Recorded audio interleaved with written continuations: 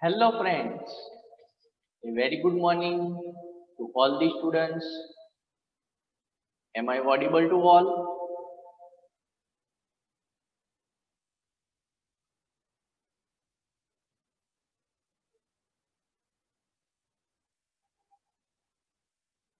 Okay, fine. Thank you all for your answers in the chat box.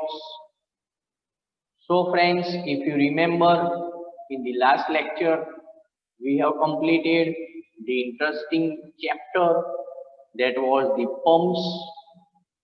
And friends, let me remind you that today is the 18th January. Today is the last day for the submission of your assignment 2. So those students who have still not submitted their assignment 2 need to submit it by today itself.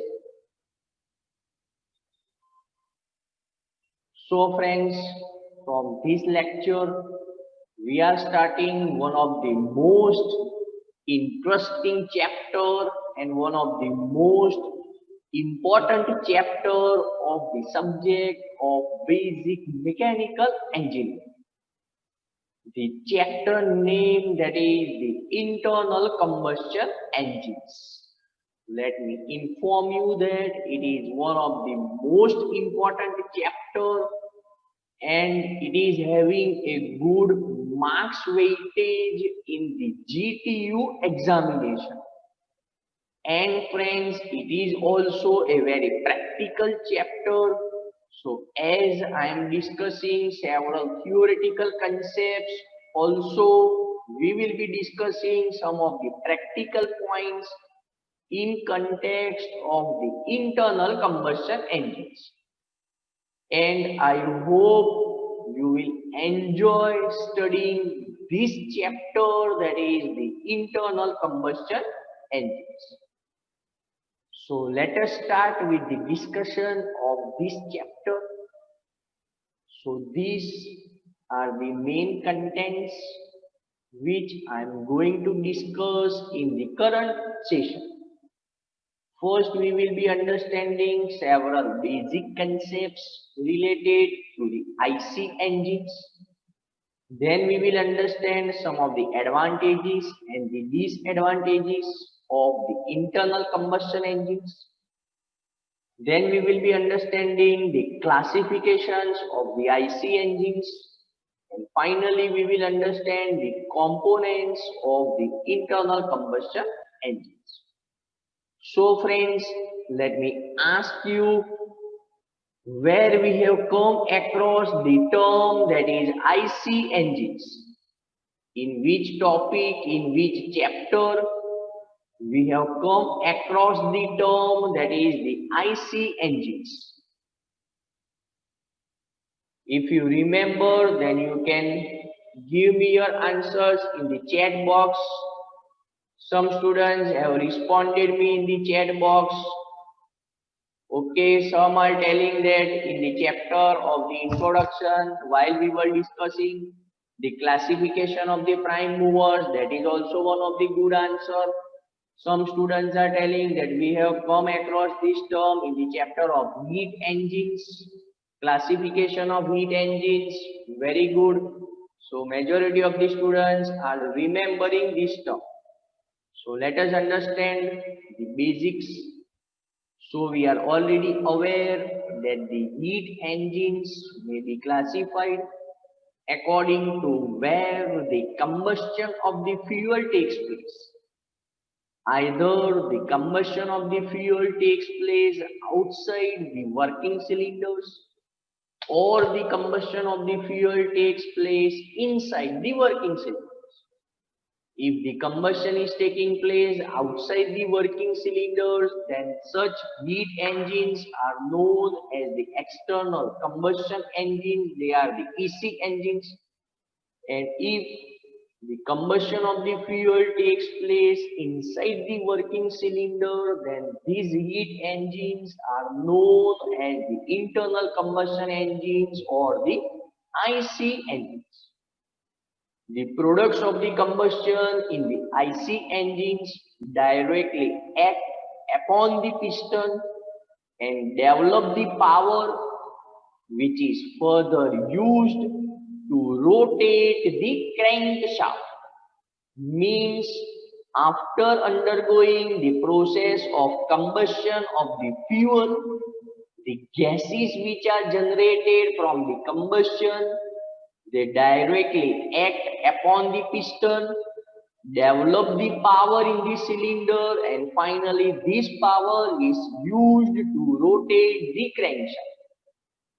If we consider the IC engines, its applications, then the IC engines are widely used as the prime movers, and they are used in the road vehicles, the locomotives, the marine applications, as well as the several industrial applications. So these are very basic, simple concepts related to the internal combustion engines. Let us now proceed further and understand some of the advantages of the IC engines. Considering the first advantage, the IC engines are having the greater mechanical simplicity. These units are compact in size and hence they require less space. Also, the IC engines, we are able to achieve higher power output per unit weight because in the IC engines, the different auxiliary units such as the boiler, the condenser, the feed pump, etc., all these auxiliary units are absent. So because of this absence of such auxiliary units, we are able to achieve higher power output per unit weight in case of the IC engines. Also, if we consider the initial cost, then the IC engines are having the lower initial cost. The IC engines are having the higher brake thermal efficiency as only a small fraction of heat energy of the fuel is dissipated to the cooling system. Dear friends, let me inform you what do you mean by the brake thermal efficiency. It is a very important term that we will discuss later on as I am discussing the performance parameters of the IC engines. At that point, at that topic, I will be discussing the term that is the brake thermal efficiency. Next advantage of the internal combustion engine is it is having the easy starting from the cold conditions. So these are some of the preliminary or the simple advantages of the IC engines. Let us proceed further and understand some of the disadvantages. Dear friends, if you remember that in the IC engines we cannot use the solid fuels, and considering the cost of the solid fuels, they are cheaper. In the IC engines we can only use the liquid or the gaseous fuels of the given specification for the better performance of the IC engines. And considering the cost of the liquid and the gaseous fuels, they are comparatively more expensive than the solid fuels. The internal combustion engines are having several reciprocating parts, and hence the balancing is a major problem. So the engineers who are designing the internal combustion engines need to consider the design in such a manner so that the mechanical vibrations which are produced are very small and hence the engine can be balanced easily. And friends, one of the major disadvantages is that the IC engines are also susceptible, prone to the mechanical vibrations. But if we consider the newer technologies, the recent technologies in the field of the internal combustion engines, now the balancing as a problem is reduced to a greater extent. And now if we consider the compact IC engines, also the mechanical vibrations are reduced significantly. So these are some of the practical points related to the developments of the internal combustion engines. Dear friends, let me know from your side, are you understanding these basic concepts of the internal combustion engines? Are you understanding the points which I am discussing? Okay, thank you all for your responses in the chat box. Let us proceed further and now understand the classification of the IC engines. Dear friends, the IC engines are classified on the several parameters. There is a very big classification of the IC engines. So the first parameter that is considered for the classification, that is according to the thermodynamic cycle of operation. All the IC engines, as we are already known that they are the heat engines, and the heat engines, they operate on the thermodynamic cycle. So on the basis of the thermodynamic cycle, the IC engines are classified as the Otto cycle engine, the diesel cycle engine, and the dual combustion cycle engine. Let me tell you that the dual combustion cycle engine is nothing but the combination of the Otto cycle and the diesel cycle. In Otto cycle, we are knowing it is the constant volume cycle, and diesel cycle is the constant pressure cycle. The rest, all the points are similar.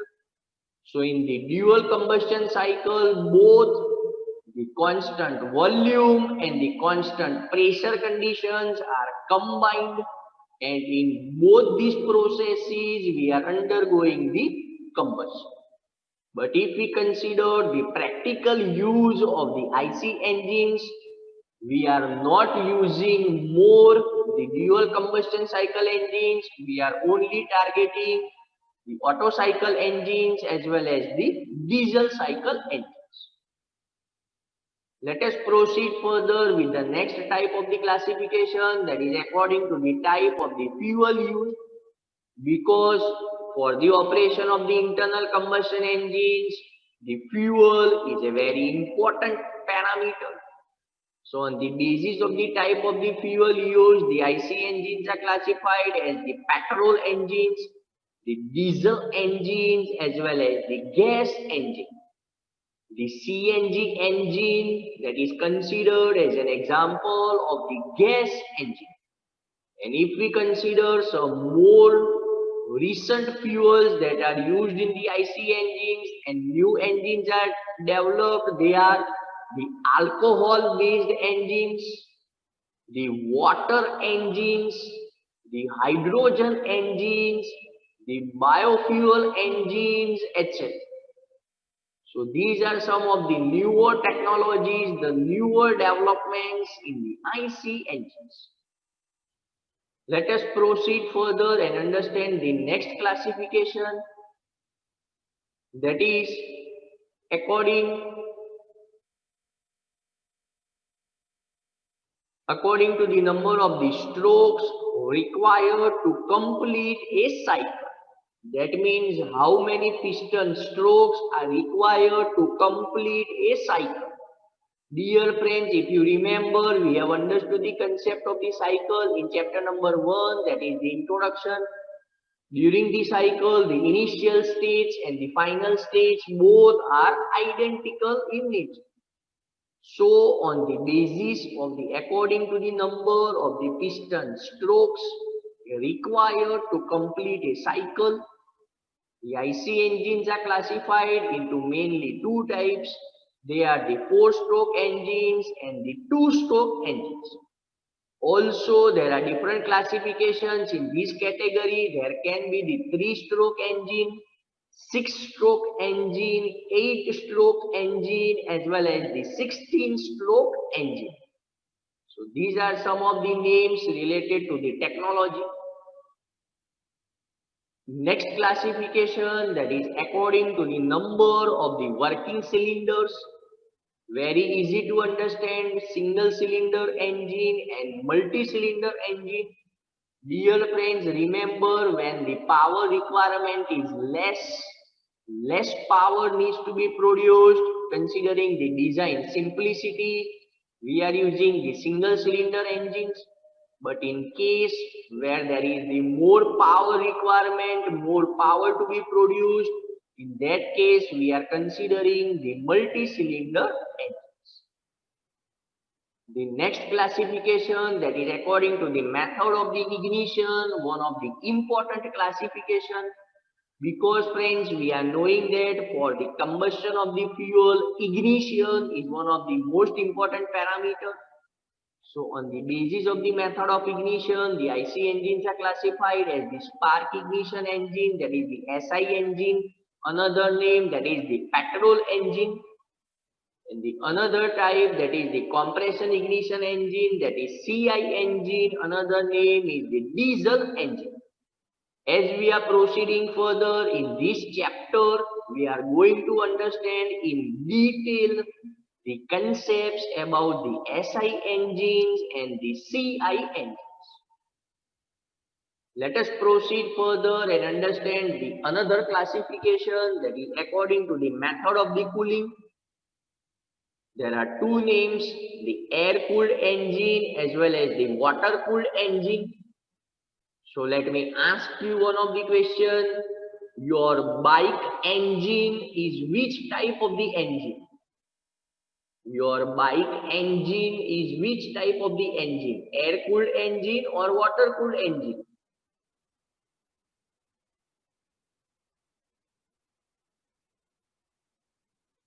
Very good. Majority of the students are practically aware about this point. So in the bikes, we are not supplying any cooling water. So it is considered as the air-cooled engine. And if you see the design of the bike engine, it is having a special design provided with the fins for the maximum transfer of the atmospheric air. And if we consider the cars, buses, trucks, etc., then we are having the radiators. And with the help of these radiators, we can effectively use the concept of the water cooling. Let us proceed further with the next classification, that is according to the speed of the engine. They are considered as the low speed engines, the medium speed engines, and the high speed engines. The next classification, that is according to the arrangement of the cylinders, how the working cylinders are arranged in the IC engine. They are of the types of the horizontal and vertical engines, the inclined engines, the V engines, the radial engines. Dear friends, remember the radial engines are used in the aeroplanes because the radial engines, they require less space and they produce more amount of the power. Next type of the IC engine, that is the opposed piston engines, where the cylinder is common but two pistons are connected opposite to one another. And the last type, that is the opposed cylinder engines, where the piston will remain common and there will be the two opposite cylinders. Right now, if we consider the technology of the engines, in lesser automobiles, we are using the opposed piston engines and the opposed cylinder engines. Because these two types of the engines, the efficiency is very less. Hence, now the engine manufacturers, they are mainly using either the horizontal engines, vertical engines, or the V engines. Also, the inclined engines are not suitable because if the engines are operating at the higher RPM, then the inclined engines may be susceptible to a larger rate of the mechanical vibrations. And if the vibrations are taking place, then again the balancing will be a concern. So this is the classification of the IC engine according to the arrangement of the cylinders.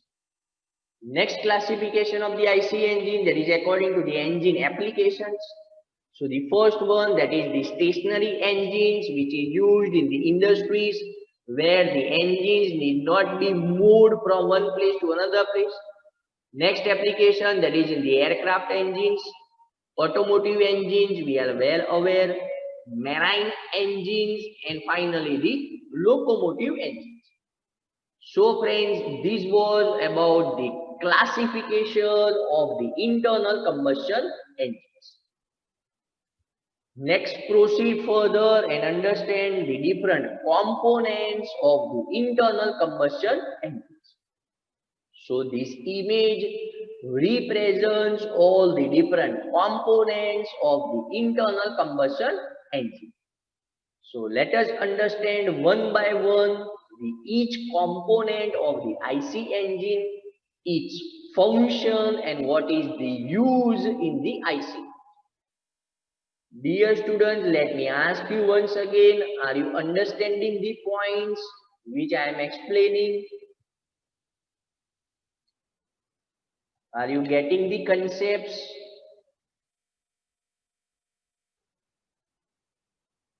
Okay, fine. Thank you all for your positive responses in the chat box. So now friends, let us proceed further and understand the different components. So for the better understanding of the components, I will be showing you the image so you can correlate the description of the component with the image and you can perfectly understand that basic component. So the first component, that is the cylinder block. The cylinder block is considered as the heart of the internal combustion engine. The cylinder block consists of the main three parts. The cylinders in which the piston slides up and down, or we can consider the piston undergoes the reciprocating motion. The ports or the openings for the valves, and the third one, the passages for having the water jackets for undergoing the flow of the cooling water. Dear friends, let me tell you that in image you will not be observing the cylinder block because the cylinder block is the outer covering of the IC engine. And in the image, we are considering the inner components of the IC engine. So all these components will be surrounded by the cylinder block. The cylinder block will be housing, covering all the components which you are observing in the image. Let us proceed further with the next component, that is the cylinder head. The cylinder head is fitted on the top of the cylinder. It consists of the inlet valve, the exhaust valve, the spark plug or the fuel injector. So the topmost portion of the cylinder is considered as the cylinder head. It is marked in this, as you can observe in the image. The cylinder head consists of the inlet valve, exhaust valve, the spark plugs in case of the petrol engines, and the fuel injectors in case of the diesel engines. Let us proceed further. Piston, one of the most important component of the internal combustion engines. Piston is the main active part of the engine. It is cylindrical in construction and it undergoes the reciprocating motion inside the cylinder. Reciprocating motion we can understand, that is the sliding motion, up and down motion. Or if we are considering the horizontal orientation of the cylinder, then inside and outside motion of the piston, the reciprocating motion of the piston. On the piston, there are 3 grooves on the top of the piston to accommodate the piston rings. So if you observe the design of the piston, you can observe the grooves which are provided on the top of the piston. The next component, that is the piston rings. Remember friends, the piston rings are the most important component for the motion of the piston. The piston rings are fitted in the grooves of the piston to maintain the good seal between the piston and the cylinder walls. There are mainly 2 types of the piston rings. The upper rings are called as the compression rings and the lower rings are called as the oil rings. Remember friends, if in any case the piston rings are broken or damaged, then the efficiency of the internal combustion engines will be reduced significantly. Because if the piston rings are broken, then the sealing between the piston and the cylinder walls will be damaged and the piston will not be getting enough force to move in the downward direction. That's why the piston rings are very important component for the good operation of the piston, the reciprocating motion of the piston, and indirectly for the better performance of the internal combustion engines. There are mainly 2 types of the piston rings. The upper rings are considered as the compression rings and the lower rings are considered as the oil rings. Let us proceed further with some more components. Next component, that is the combustion chamber. The space enclosed in the upper part of the cylinder by the cylinder head and the piston top during the combustion process. That means it is the space where the combustion of the fuel takes place. And friends, the combustion of the fuel will be taking place below the cylinder head and above the piston head. That means the combustion of the fuel will be taking place inside the engine cylinder. Hence, this type of the engines are considered as the internal combustion engines. The next component, that is the connecting rod. It connects the piston to the crankshaft. So as you are seeing in the image, this is the connecting rod which is connecting the piston and the crankshaft. The crankshaft transmits the power produced in the cylinder to the crankshaft. The main function of the connecting rod is to convert the reciprocating motion of the piston into the rotary motion of the crankshaft. So the connecting rod will be converting the reciprocating motion of the piston into the rotary motion of the crankshaft, one of the important component of the IC engines. And if we consider the cross section of the connecting rod, it is having the I type of the cross section. The next component, they are the inlet and the exhaust valves. The inlet valve allows the fresh charge to enter into the cylinder. The exhaust valves are provided for removing the burnt gases out of the cylinder. So on one side, as you are seeing, this is the inlet valve as mentioned in the image, and on the next side we are having the exhaust valve. From the inlet valve, the fresh charge will be entering into the cylinder, and from the exhaust valve, the waste gases, the flue gases, the burnt gases will be removed from the cylinder. The next components are the inlet and the exhaust manifolds. The pipe through which air or the air fuel mixture is drawn into the cylinder is called the inlet manifold.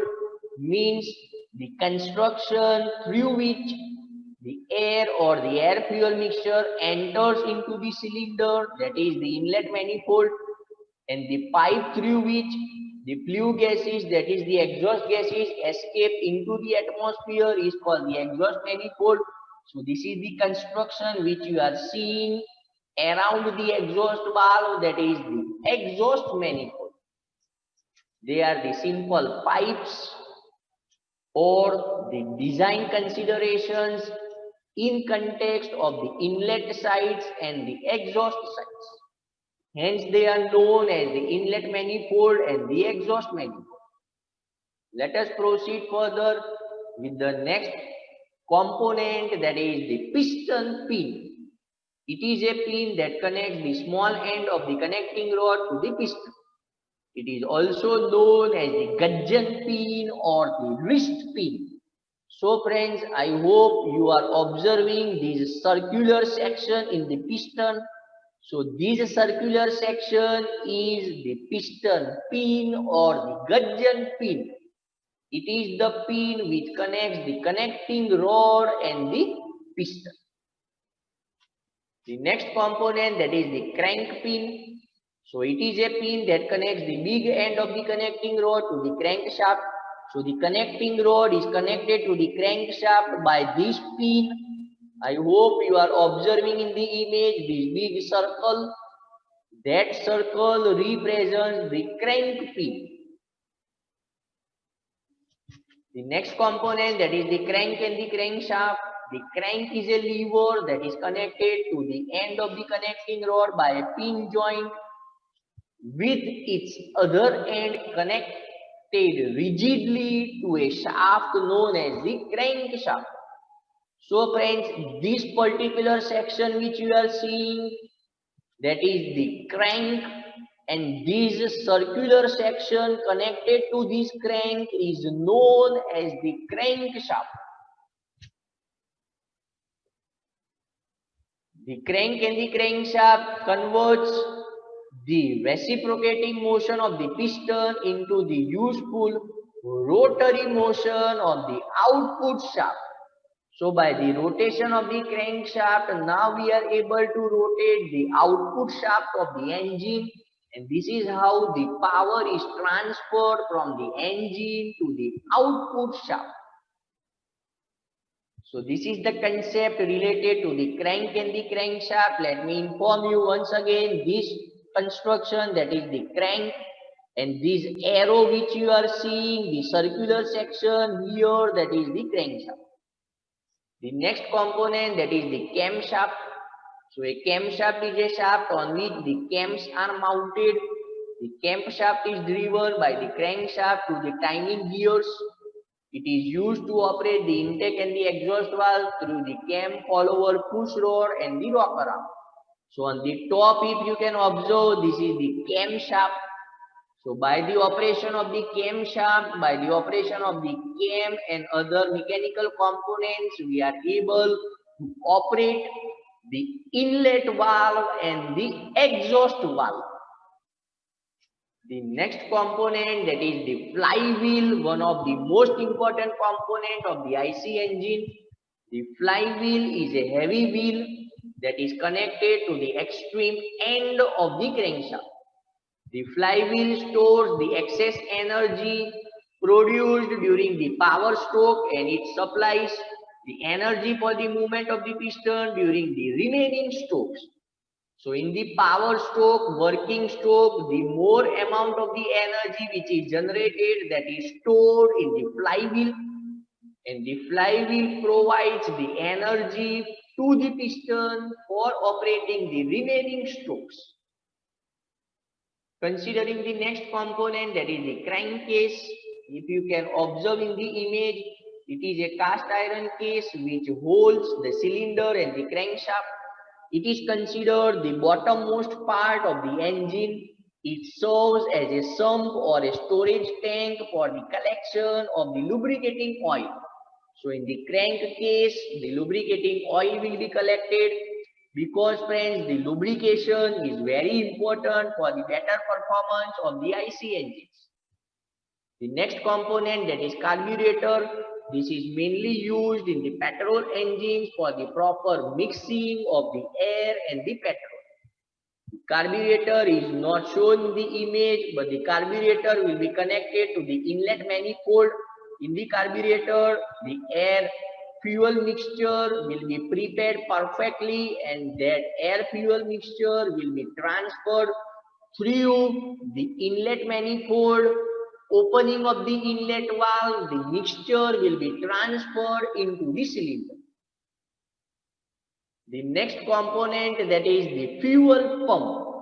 The fuel pump is mainly used in the diesel engines for increasing the pressure and controlling the quantity of the fuel supplied to the fuel injector. Because friends, whenever we are using the injector, we need to supply the fuel at different pressure conditions. Also, we need to follow the cutoff conditions. So for that considerations, we are using the fuel pump in case of the diesel engines. The next component, and one of the most important component in context of the diesel engines, that is the fuel injector. It is used to inject the diesel fuel in the form of fine atomized spray under the pressure at the end of the compression stroke. The fuel injector will be spraying the diesel fuel in the form of the fine atomized spray. What is the working of the fuel injector, that I will be discussing in detail when we will understand the working of the diesel engine. And last component, the most important component for the petrol engine, that is the spark plug. So spark plug is mainly used in the petrol engine to produce a high intensity spark for the ignition of the air fuel mixture inside the cylinder. So friends, in the diesel engines, the fuel injector plays a very important role, and in the petrol engines, the spark plug plays a very important role. So friends, with this, I am completing this session from my side. In this session, we have discussed several interesting points related to the internal combustion engines. Thanks for watching today's session. Have a nice day. I hope you have understood the points which are discussed in this session. Now friends, if you are having any questions from your side, you can ask me in the chat box.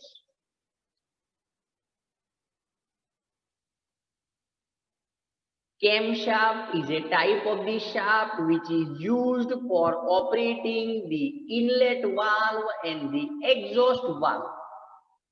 And the camshaft is operated through the timing gears. These timing gears are coupled with the crankshaft. So according to the rotation of the crankshaft with the movement of the camshaft, the inlet valve will be opened, and as we are proceeding further, the inlet valve will be closed and the exhaust valve will be opened. So basically, in simple, the camshaft is used for the operation of the inlet valve and the exhaust valve. I hope I have answered your question. Fine. Any other questions from any student? If you want to ask.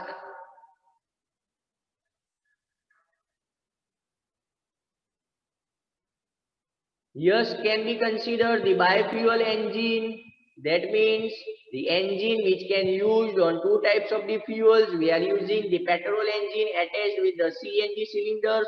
So same engine can be used on petrol as well as the CNG. So that is biofuel engine.